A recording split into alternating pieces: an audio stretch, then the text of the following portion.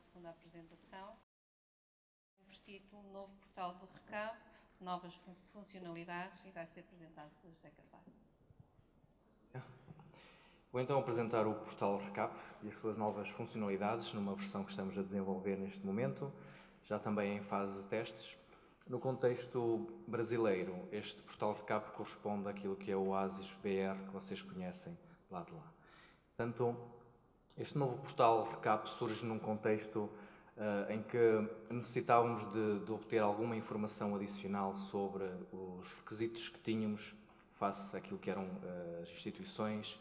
aquilo que tinham os repositórios, os portais, no contexto do ecossistema nacional, e efetuámos então um estudo prévio para analisar quais eram as opções para uma nova geração de portal,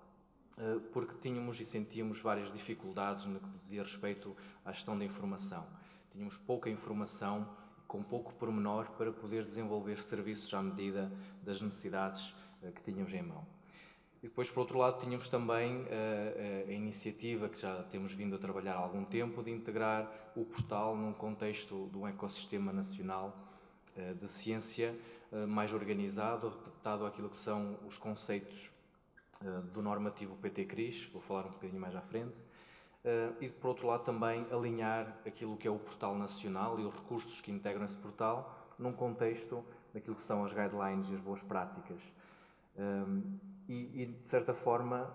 foi aquela necessidade de nós desenvolvermos novos serviços do futuro, mais integrados, que era aquilo que nós necessitávamos também, usáveis e funcionais para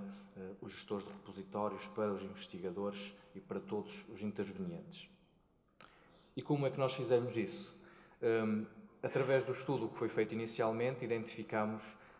uma potencial colaboração com o software La Referência, porque possuía, digamos, na sua base, as características que nós necessitávamos para o processo de agregação e transformação da informação. Também já vou explicar um pouco mais à frente. E nesse sentido, foi criado um memorando de entendimento com o La Referência, adotando o software que é utilizado no contexto do projeto La Referência. Além disso, e com base nesse software, adotamos também normas internacionais mais recentes, já vou falar um pouco também mais à frente, e promover também uma arquitetura modular para nos permitir alterar e expandir um pouco o sistema ao longo do tempo, sem perturbar, de certa forma, algumas componentes, que já vou falar também mais à frente, ou mais pormenor. E tendo sempre em conta aquela visão do PT-CRIS como referência. A colaboração com a referência baseia-se na partilha dos desenvolvimentos, ou seja, os desenvolvimentos efetuados nos vários nós, por exemplo, pelo Brasil também, em Portugal, etc., são unificados, digamos, no código e todos contribuímos para uma mesma base, sendo que depois a versão utilizada nos vários países é exatamente igual na sua base, digamos assim. E definimos também um roadmap daquilo que são os requisitos que nós temos, que eles têm, que acabam por ser, digamos, muito semelhantes, porque os processos que nós temos aqui são semelhantes também noutros países. E partilhamos também algumas práticas, e boas práticas principalmente, que podem ser reutilizadas, quer no nosso caso em Portugal, quer do lado de lá do Atlântico. E depois também alinhamos as várias necessidades que temos para promover, por exemplo, aspectos ligados a financiamento, que é desenvolvido cá, é reutilizado noutros contextos lá, e tanto é esse contexto. O portal RECAP, o novo portal RECAP, vai ser basicamente isto, ou seja, para já muito parecido com aquilo que vocês conhecem, porque as alterações são, digamos, no back-office de todo o sistema. Por um lado, as novas funcionalidades têm a ver com o processo de agregação em si, ou seja, a forma como vamos aos repositórios, às revistas, aos repositórios de dados, obter a informação e os vários elementos de metadados. E neste momento nós podemos ir buscar diferentes formatos de metadados e esquemas para depois incorporar no sistema. Isto permite-nos obter informação com muito mais detalhe do que aquilo que nós tínhamos até agora, em que, por exemplo, recebíamos 4 ou 5 datas e teríamos que inferir qual era a data de publicação, por exemplo. Portanto, esse é um dos aspectos fundamentais, uma necessidade que nós tínhamos desde o início. E, por outro lado, um aspecto muito importante era a possibilidade de nós podermos gerir o que nós chamamos entidades, ou seja, gerir as publicações, que era aquilo que já fazíamos, mas começarmos também a gerir de outra forma aquilo que são os projetos, os autores e também a parte dos recursos, que consideramos aqui repositórios, revistas, repositórios de dados, o próprio Oasis BR enquanto recurso. E em termos de mapa mental, digamos assim, da estrutura que é o portal, por detrás nós temos estas várias componentes do financiamento, das publicações, dos autores, das organizações que estão também em parte integradas e depois o que nós temos aqui como data sources, ou seja, os repositórios, as revistas ou qualquer outro sistema integrado no portal, tem uma descrição muito particular dependendo da sua tipologia. E temos depois um novo workflow que é mais complexo. Inicialmente nós tínhamos um contexto em que existia um processo de agregação, que é a primeira caixa que vocês estão a ver aqui, do lado esquerdo, e aqui temos um exemplo de um repositório, e depois tínhamos apenas a última caixa do fundo, que era o processo de indexação, ou seja, a disponibilização da informação agregada para efeitos de pesquisa, para uma interface ao IPMH, para a API do próprio portal. E neste momento temos uma série de outros processos pelo meio, que nos permitem filtrar a informação, organizar a informação, retirar a informação que nós entendemos que é relevante, transformá-la de acordo com aquilo que são algumas guidelines que são conhecidas,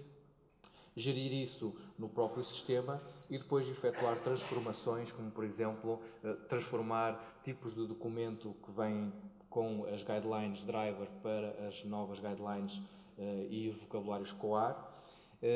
e depois validar essa informação para garantir que no final a informação que é disponibilizada através dos diferentes interfaces que temos no final possa ter a qualidade devida para que possa ser integrada noutros sistemas. Também vamos ver um pouco mais à frente. Portanto, isto é a grande alteração que está por detrás do portal neste momento. Essas ações no workflow, para vocês terem uma ideia, há um processo de uniformização dos elementos de metadados, uma vez que nós temos repositórios, revistas, e dentro disso nós poderemos ter esses mesmos recursos integrados com diferentes esquemas de metadados, em OAI-DC, que é o mais comum e habitual neste momento, mas poderemos também agregar com XOAI ou com as novas regras do OpenR4 que estão ainda em draft. Depois temos também a questão da transformação que já falei há pouco, transformar os tipos driver que estão neste momento em praticamente todos os recursos que temos para os tipos COAR e também criar aqui enriquecimentos de informação, por exemplo, utilizando informação do Ciência CV para enriquecer a informação que está no portal no que diz respeito aos autores. E depois validar de acordo com algumas guidelines, que neste caso nós focamos já nas próximas guidelines, que é o OpenR4. E depois a parte da indexação para efeitos de pesquisa no portal para o utilizador comum e depois para a parte da utilização máquina-máquina. Aqui alguns... Okay. Aqui falta a estrutura idêntica na parte dos repositórios, só para ter uma ideia do contexto do portal Recap naquela visão que o PT Cris, tem que existir um alinhamento muito concreto entre aquilo que são os repositórios ou as revistas na sua base, com aquilo que depois são outros sistemas que nós temos aqui como exemplo o Ciência Vitae. Ou seja, temos que partilhar os mesmos identificadores, temos que ter um modelo de dados semelhante, utilizar a mesma semântica e utilizar os mesmos standards e os protocolos. Portanto, isto é uma visão integrada do contexto. Depois temos aqui a questão do autor e a entidade autor, que no nosso contexto vai ter aqui três tipologias, ou seja, vamos ter recursos que não têm identificador de autor, e então vamos ter o autor sem identificação, poderemos ter um autor com uma identificação, como por exemplo o ORCID, e poderemos ter outro autor que tem um identificador e que está identificado no contexto, digamos, por exemplo, do Ciência Vitae e que conhecemos o Ciência ID dele para poder integrar com outros serviços, nomeadamente o Ciência Vitae. E temos depois a parte da página do registro, onde nós poderemos utilizar informação pormenorizada, como por exemplo identificar a licença Creative Commons e indicar isso no próprio trabalho, ou outra informação de autor que seja relevante. Por outro lado, demos aqui mais um destaque àquilo que já existia, que era o perfil do recurso, ou seja, um repositório, uma revista, E na página desse recurso nós podemos aqui, digamos, num pequeno dashboard, perceber o que é que existe ali dentro em termos de tipologias de documento, idiomas, tipos de acesso, projetos financiados, no caso dos repositórios, quais são as teses, por exemplo, que existem com TID, sem TID, etc. Outro aspecto muito importante que foi sempre desenvolvido no contexto do projeto RCAP foi a questão de validar a informação que é agregada no portal, ou seja, verificar se os recursos, repositórios ou revistas cumprem com aquilo que são as diretrizes. E para isso temos agora um dashboard de validação muito mais pormenorizado, com vários tipos de validações e transformações que foram, digamos, ocorrendo naquele workflow novo que está implementado. E depois o gestor do repositório vai ter acesso a este dashboard para poder perceber se existem melhorias que possa efetuar, correções em determinados trabalhos que não foram indexados porque tinham erros, como por exemplo faltava um autor, vamos imaginar, e portanto tem aqui um dashboard muito mais complexo. Além disso, vai permitir efetuar enriquecimentos de informação com a informação que é partilhada entre o sistema de currículos e a informação existente no portal, como por exemplo verificar se existem publicações que estão no CV que não estão no repositório,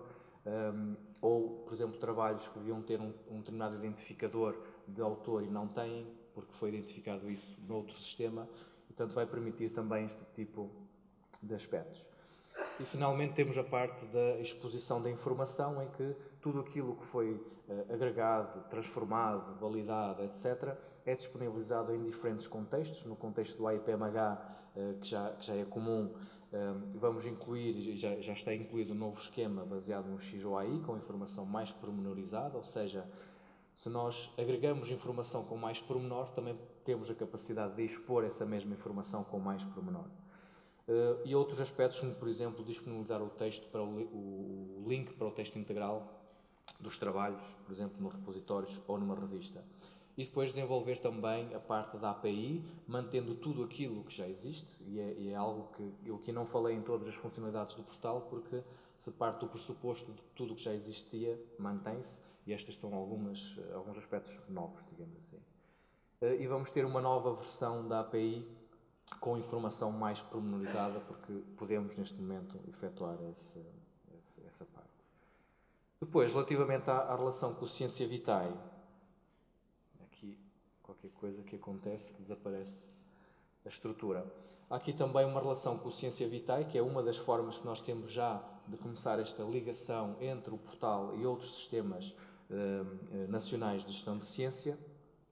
E aqui temos também a parte, digamos, da integração do Ciência Vitae com o portal através da API. E aqui, portanto, aqui tinha a informação do workflow, está a saltar, não sei porquê, mas naquele workflow todo, no final, depois nós temos esta ligação, que vai permitir, do lado do CV, o autor pesquisar a informação que existe no portal, ou seja, que foi agregada no portal através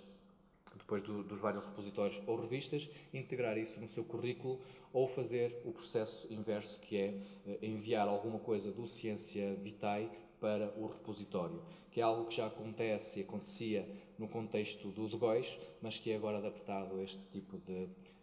novas plataformas, digamos assim. Portanto, são estes, digamos, os dois casos de uso que nós temos em vista na relação com o Ciência Vitae. Portanto, as principais alterações que nós temos aqui no portal, isto são aquilo que já está em curso, que já está desenvolvido. Há mais algumas que vão ser implementadas no futuro, mas basicamente este novo portal vai nos aumentar a flexibilidade para poder melhorar o processo de agregação da informação, obter aquele pormenor que nos faltava para poder depois fazer até relatórios. E ter também depois vários módulos que são independentes na forma como funcionam. E depois também permitir a utilização e a partilha, portanto a integração no portal e depois a partilha no portal dos identificadores de autores, como o ORCID, o Ciência ID, das publicações, como o Link, o Handle ou o DOI, ou outros identificadores, por exemplo, de projetos ou de organizações. A arquitetura em si, do ponto de vista técnica, digamos, incorpora e permite incorporar novas funcionalidades no futuro. e tem também um modelo de dados muito mais complexo, adaptado àquilo que são as necessidades, quer da integração com repositórios ou revistas, quer depois na relação com outros sistemas. E depois tem um aspecto que nos faltava e que falta também ainda no contexto dos repositórios e que está também a ser trabalhado, que é a gestão das várias entidades de uma forma individual, ou seja, poder gerir publicações, autores, projetos, interligar essa informação e partilhar essa informação já interligada. Só que isto tudo tem um impacto, como vocês já estão a prever, é que há uma alteração que vai ter que ser feita nos repositórios e nas revistas para se adequar a este novo conceito de entidades. No contexto do portal Recap, por exemplo, existem novas condições de agregação que serão implementadas, ou seja, novas regras com mais aspectos e algumas alterações, principalmente focadas naquilo que serão as guidelines OpenAir 4, e depois vai permitir e continuar a partilhar também informação em alguns sistemas que já existiam e outros que possam vir a existir. Muito obrigado.